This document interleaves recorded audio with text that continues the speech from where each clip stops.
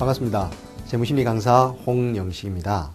이번 시간은 나는 어떤 유형의 재무심리를 가지고 있는가에 대해서 같이 공부해 보도록 하겠습니다. 즐거운 공부 시간이 되었으면 합니다. 재무심리에서는 우리의 심리 유형을 크게 8가지로 나누고 있습니다. 유아형, 모험가형, 자린고비형, 패자형, 사냥꾼형, 일확천금형, 배짱이형, 숭배형, 이렇게 8가지입니다. 그럼 이 각각의 유형에 대해서 제가 설명해 드리도록 하겠습니다. 유아형은 글자 그대로 아기와 같은 형태라는 겁니다. 아이들이 어떻게 합니까? 돈에 문제가 생기면 부모에게 돈을 요구하죠. 엄마 돈 줘, 아빠 돈 줘, 이렇게. 마찬가지로 이 유아형들은 돈에 문제가 생기면 다른 사람에게 의존합니다. 그것이 유아형이고요. 모험가형은, 모험가 하면 여러분 머릿속에 떠오르는 이미지지 않습니까? 바로 그 이미지를 생각하시면 됩니다. 항상 새로운 것을 좋아하고 도전하고 진취적이고 뭔가를 이루려고 합니다. 그래서 기업가들이 주로 잘 많이 나타나는 유형입니다.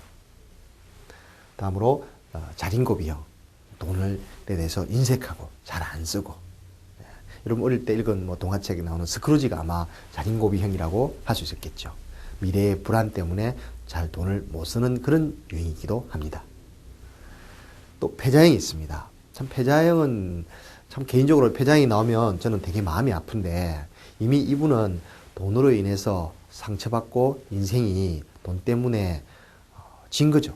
돈에게 졌다는 그 뜻입니다. 돈에게 진 패자라는 거죠.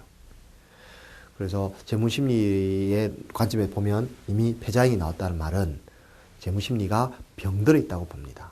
그래서 패자형이 나오면 좀 되게 마음이 많이 아픕니다. 이분은 이미 제가 도움을 줄 수 있는 그런 상황이 아니기 때문에 더더욱이 그렇습니다. 자, 사냥꾼형은, 사냥꾼이 어떻게 합니까? 먹잇감을 쫓아서 이렇게 계속 쫓아다니지 않습니까? 이분도 그렇습니다. 돈을 계속 쫓아다닙니다. 어디가 수익률이 높을까? 주식에 투자하면 될까?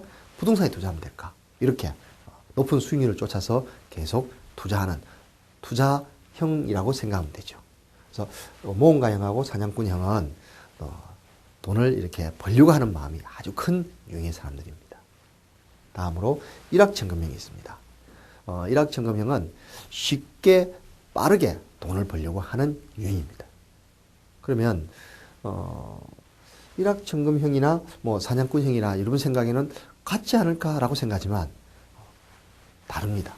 뭐가 다르냐면 사냥꾼형은 자기가 어떤 위험에 노출되어 있는지를 알고 있다는 겁니다.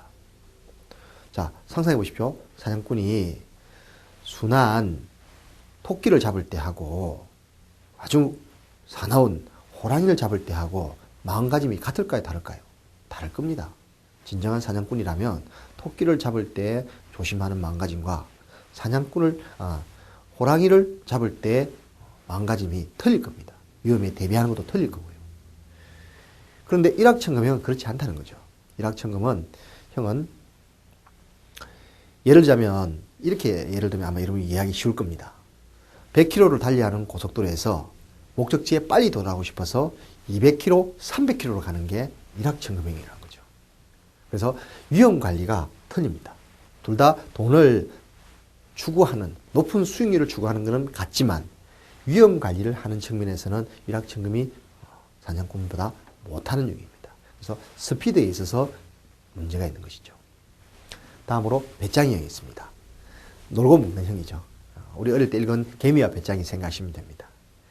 당연히 배짱이형은 돈을 좀 모으기 힘든 유형이라고 보죠. 근데 재밌게도 실제 제가 이 검사를 해보면 부자들은 의외로 이 배짱이형이 많습니다. 부자가 되면 그런 마음이 생기는 것입니다. 그래서 부자가 되어가지고 배짱이형이 나오는 것은 큰 문제가 없는 것 같습니다. 거꾸로 부자가 아닌데 이 배짱이형이 나오는 게 문제인 거죠. 우리가 옛말에 그런 말이 있지 않습니까? 영웅은 주색을 즐긴다고. 그런데 주변의 사람들을 보면 자기가 영웅이 아니면서 거꾸로 얘기합니다. 난 주색을 즐기니까 영웅이야. 이렇게. 참 웃기는 얘기죠. 영웅이 주색을 즐긴다 해서 주색을 즐기는 사람은 영웅이라는 그런 논리가 어떻게 성립되는지 잘 모르겠습니다. 마찬가지입니다. 이미 부자가 되었기 때문에 배짱이형이 나오는 것은 괜찮습니다. 그런데 아직 부자가 안 되었고 내가 쓸 돈을 충분히 만들지도 않은 상태에서 배짱이형이 나오는 것은 문제가 있는 것이죠. 또 다음으로 숭배형이 있습니다. 숭배형은 돈을 우상처럼 생각하는 거죠. 돈이 최고라 생각하고. 자, 이렇게 8가지 유형이 있는데 여러분이 여기서 한 가지 유념하셔야 될 게 있습니다. 재무심리는 윤리나 도덕으로 평가받아야 될 것이 아닙니다. 자, 예를 들어서 제가 말씀드려 보겠습니다. 저기에 돈이 5만 원짜리가 떨어져 있습니다. 그럼 여러분은 어떻게 저 돈을 가져가겠습니까? 어떤 분은 저 내 돈이 아니니까 안 가져가 이렇게 하고 모른 척하고 그냥 지나가는 분도 있을 겁니다.